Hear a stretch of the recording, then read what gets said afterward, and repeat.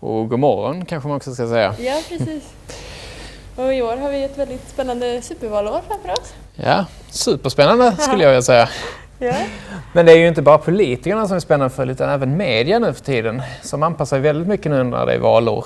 Och det är inte alltid så lätt. Nej, precis.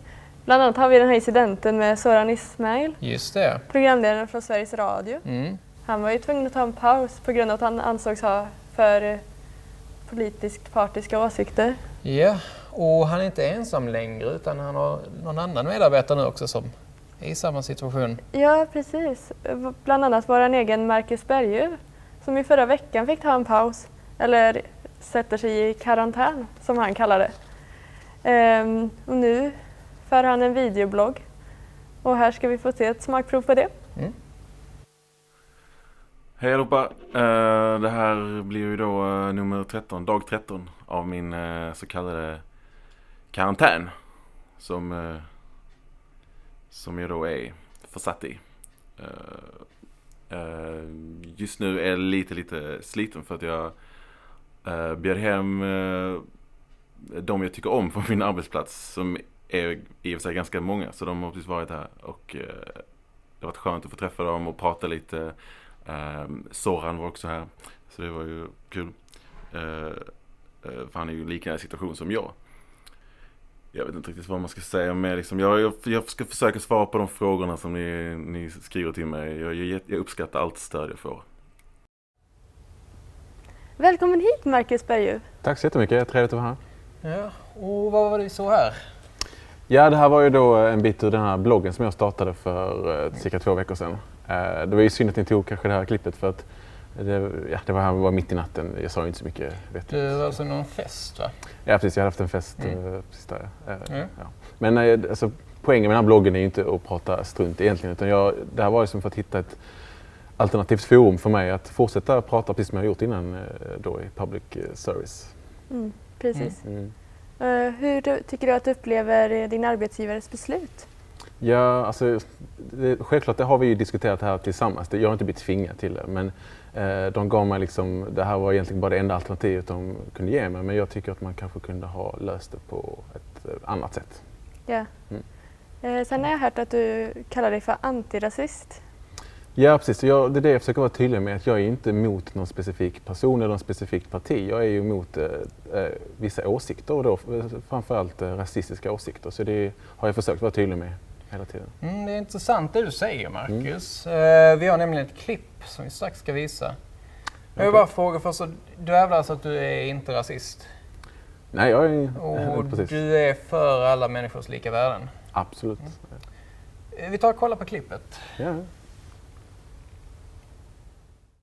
Vad har ni tänkt liksom, för att jag känner ändå liksom att det skulle vara kul nu liksom prata lite om alltså valet ändå, för att nu är jag ändå som gäst hos dig så jag kan egentligen säga vad fan jag vill liksom och slippa liksom att folk ska liksom vinkla det jag säger liksom, så jag kan bara få prata fritt. Jo, absolut. Det är ju stort nu här med inom det här valet nu.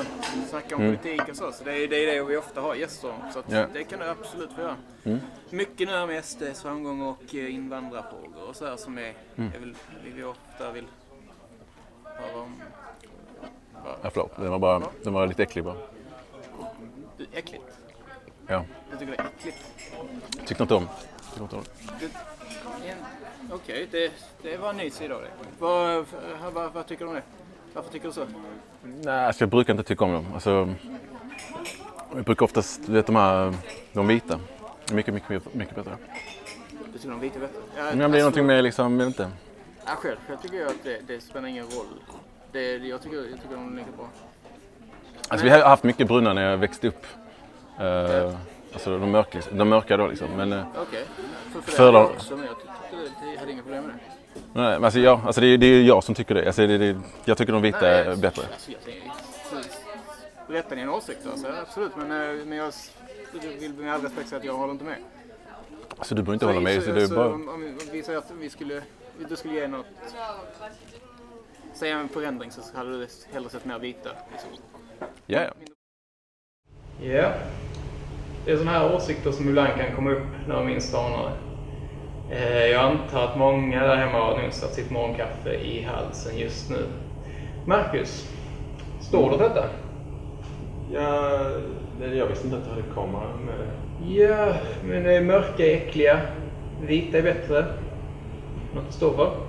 Ja, alltså nu här syftar jag ju på den här chokladbollen där som... Chokladboll? Ja. Det vet jag inte om jag är säker på att det framgår. För mig verkar det som det framgår som något helt annat. Ja, nej, alltså jag menar ju att just den här var lite äcklig. Jag är inte så förtjust i kakao. Jag gillar ju mer... det finns såna havrebollar som är... Havrebollar? Ljusa. Som är lite ljusa? Ja. Så vita är bättre än mörka, menar du alltså? Alltså, nej, ja, när det kommer till kakao. Ja. Så... Det här var ett ämne som uppkom också senare i vårt samtal och som tur är så var kommer fortfarande igång. Ska säga. För varje år blir svenskarna allt färre. Om 4 år finns inget svenskarna Sverige. Med kanske en turk som diktator och en neger som utrikesminister. Folket blir då ett chokladbrunt blandfolk som talar olika språk huller om buller. Säger du så? Ja, Marcus. Jag vet inte vad jag ska säga. Jag skulle inte vilja vara i din sits just nu. Ja, men alltså det här var ju ett citat då. Ja, från dig ja. Ja, eller det jag läser upp. Det är ett citat som jag läser upp här ju. Du läser upp... du berättar här att om ett chokladbrunt blandfolk som talar olika språk huller om buller. Ett chokladbrunt folk. Vad är det? Ja, alltså det är inte jag som har sagt det här. Det här är ju från ett programblad eller flygblad från 1979. Det var ett rasistiskt parti som kallar sig för Bevara Sverige svenskt. Bevara Sverige svenskt? Ja. Du sympatiserar med det här partiet alltså? Nej, alltså det här var ju, du bad mig läsa upp det här då. Du står inte för vad du säger, helt enkelt? Eller jag står för att jag har ju bara läst upp, det är inte mitt. Men inte Marcus, ja. Det är snart sommar. Ja. Har du några bra grilltips? Nej, men alltså det här... Det är ganska magstarka saker som du berättar här, Marcus. Jo, klart. Yeah. Men det är inte jag står inte för det här. Du förnekar det vi har precis sett här, med andra ord. Förnekar, det är inte jag som har... Det här är ju inte första gången som Marcus Bergöv har visat sin politiska färg. Och jag tänkte innan vi går vidare att visa ett litet smakprov på andra offentliga uttalanden som man minst sagt kan kalla för kontroversiella.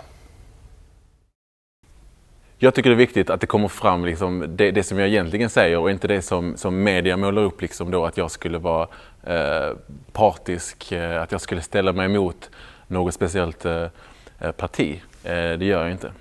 Och det är de andras fel. Det är liksom inte ens eget fel. Det är alltid de andra. Jag tror mot mänskliga rättigheter för att alla är inte lika värda, tycker jag. Alltså just när det gäller Sverigedemokraterna och Jimmie Åkesson så han är rolig, utåtriktad, positiv, lagar god mat. Ja. Jo, men vi lever i en apokalyptisk, en mångkulturell värld. Och det måste man ju inse. Jag är inte rasist, men muslimer, homosexuella, alla judar, araber, en turk, kvinnor, barn, judar. Det är ett hot mot Sverige.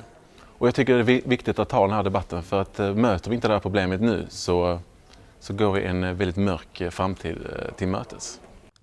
Ja, men alltså, det där är liksom, du får strax chans att kommentera det här. Först vill jag bara introducera vår nästa gäst, Simon Holmqvist. Välkommen hit till studion. Tack så mycket. Simon, du är expert inom ras och etiska frågor. Ja, det stämmer. Har du någon reaktion på just för att se? Ja, det vi ser här är ju väldigt oroväckande bilder där det Marcus tar upp är högst opassande och att kategorisera på det här viset som man gör. Ja, men alltså, jag har inte Simon här. Ja, tack.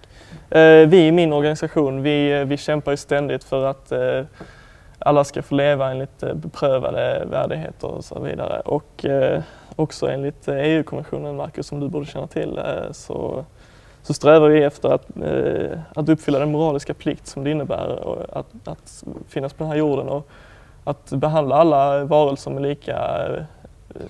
lika villkor. Speciellt människans bästa vän.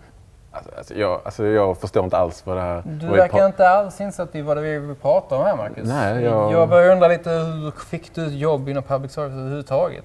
Alltså herregud, det här är ju liksom, när jag har klippt ihop något klipp här. Och liksom... Ja, nej, det är rätt pinsamt här att försöka debattera med en person som är så okunnig i sakfrågan. Och när du pratar om klippet igen, jag menar, du står här och insinuerar att den rena rasen är bättre. Och själva verket så är ju motsatsen sanningen, att blandraser är ju, inte minst av hälsoskäl, mycket bättre. Och ja. Alltså du är expert i liksom, vadå? Vad är du ifrån? Vem är du? Jag är expert, som Julian säger. Jag representerar svenska Kennelförbundet. Men Marcus, vad är du expert på? Alltså, jag skulle egentligen inte kategorisera Marcus som expert på någonting. Arbetslös är vad han är just nu. Jo, visserligen. Men alltså, jag tycker det här är väldigt, väldigt löjligt, Julian. Alltså, jag måste bara fråga, är detta för att jag av misstag inte hade bjudit dig till min fest? Du menar den festen som var i helgen? Ja. Jag vill i alla fall annat göra än gå på din fest. Jag tror inte jag hade velat gå där även om jag hade kunnat. Men om vi ändå ska prata om det så du hade väl inte dött av att bjuda in mig? Det var trevligt. Jo, absolut. Men jag har förklarat för dig redan att jag har bjudit in dig. Jag skickade Facebook-eventet till dig. Ja, jag har inte Facebook längre, det vet du. Ja, nu vet jag det, men jag var inte medveten om det innan. Liksom. Det finns väl telefon annars? Jo, men alltså, jag kan inte... Har du inte en telefon? Kan du skriva till en? Jo, ja. Jo, men alltså det är hänt liksom. Jag har sagt förlåt jättemånga gånger. Jag har sagt förlåt några gånger. Ja, det har du gjort. Ja, men jag vet inte vad Okej, får jag demonstrera en grej för det här, va? Ja. Se där pappret. Ja. Vad händer om vi river sönder? Är du seriös? Jag är på TV, Marcus. Jag är seriös. Ja. Så river du sönder. Nu är den sönderdrivet. Ska vi se hur långt man kommer med ett förlåt här? Förlåt, papper. Förlåt. Det gör inte meningen, papper. Det ska aldrig hända igen, papper. Blev pappret helt igen? Nej, det är fortfarande... Nej, det blev inte helt igen. Det blev fortfarande rivet. Ja. Men alltså, jag gör så här. Att jag... Vad gör du nu? Nej, jag känner att jag behöver inte vara kvar här. För jag trodde jag skulle få komma hit och prata om någonting. Nu hör vi inte vad du säger här. Nej. Om du tar bort. Jag tar av myggan här. Tack. Du lämnar oss alltså? Ja, nej, somliga har ju svårt att ta upp debatten helt enkelt. Det verkar så. Så ja, vi fick väl ett ganska kort avslut på den här debatten för Marcus Bergjuv, som den professionella yrkesmannen är, valde att lämna oss här mitt i direktsänd TV. Men jag vill tacka dig, Simon, för att komma hit. Tack. Jag är strax tillbaka.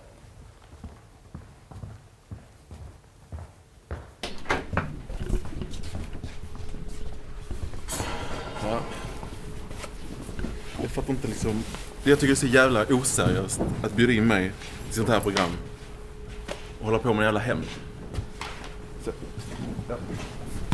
Tack, jag ska bara ta mig här. Ja, tack allihopa.